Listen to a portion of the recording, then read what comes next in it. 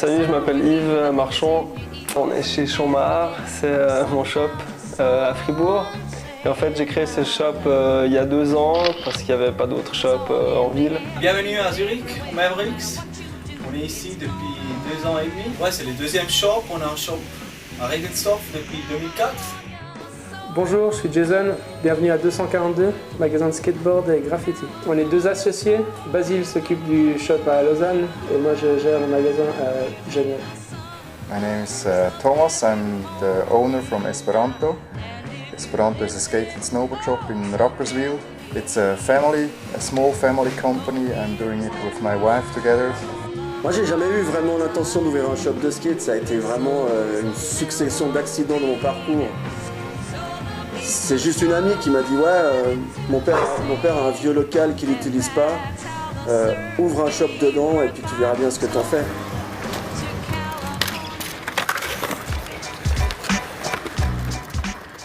En fait, le skate shop, c'est un lieu de rassemblement pour les skateurs. C'est un endroit où les skateurs peuvent venir,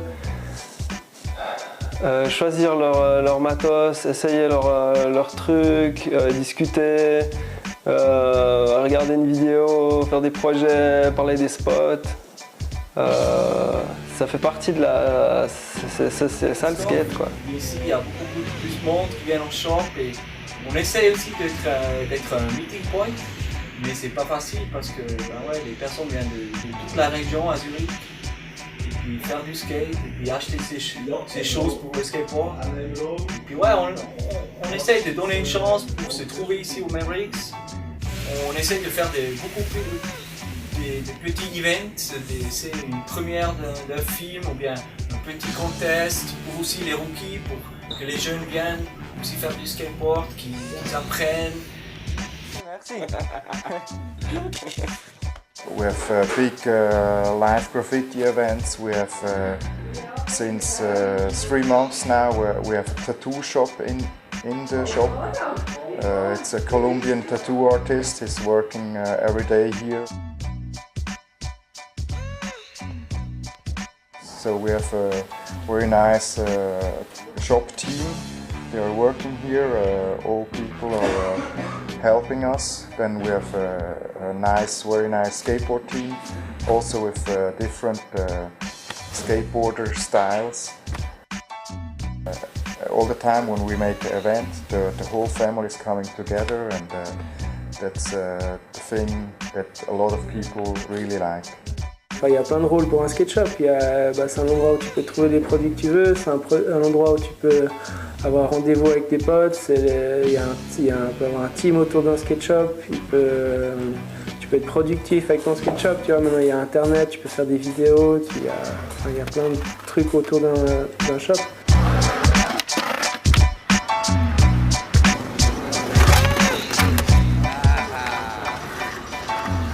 Pour moi, l'importance de ça a toujours été ce côté convivial du lieu, à se retrouver avec le team et se retrouver dans un lieu physique. Pour moi, c'est quelque chose de vital, mais peut-être pas pour les générations qui arrivent.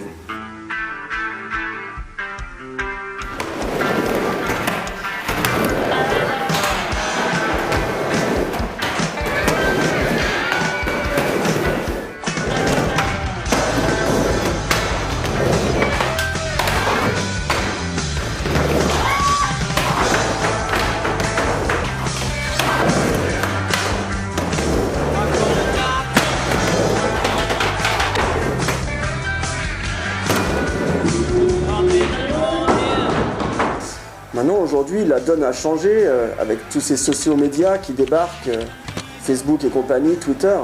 C'est vrai que l'importance du lieu, elle commence à être réellement remise en question.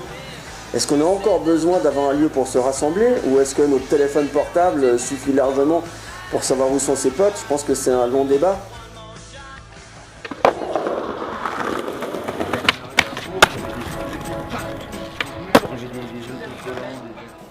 Moi je pense que c'est le choix de chacun, hein. Tu peux acheter ta board ou ton matos sur internet ou aller au shop, ça regarde chacun. Mais moi je pense que c'est cool s'il y a un petit shop, faut soutenir le shop, la scène locale. acheter votre matos au shop, venir rencontrer des gars, discuter. Le skate, c'est ça, quoi. C'est une communauté, c'est le faire tous ensemble.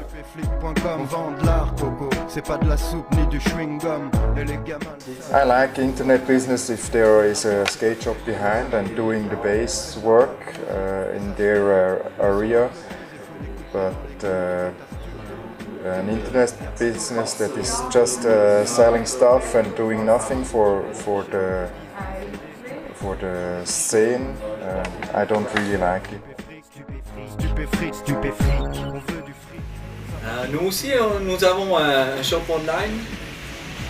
C'est normal parce qu'on doit aller avec le temps.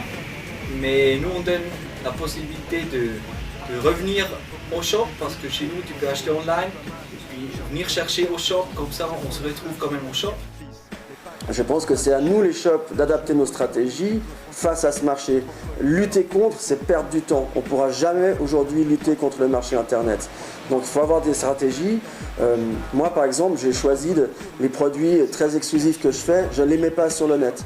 Donc la personne qui le veut doit venir la chercher, doit se déplacer, doit franchir la porte et venir acheter physiquement le produit. Donc il faut que je trouve la balance entre mettre des produits qui ne sont pas forcément faciles à trouver, ne pas mettre les exclusivités et ne pas mettre ce que tout le monde peut avoir aussi, parce que là en Suisse, on ne peut pas lutter sur les prix. Le net, c'est comme ça, il faut faire avec, c'est la nouvelle génération.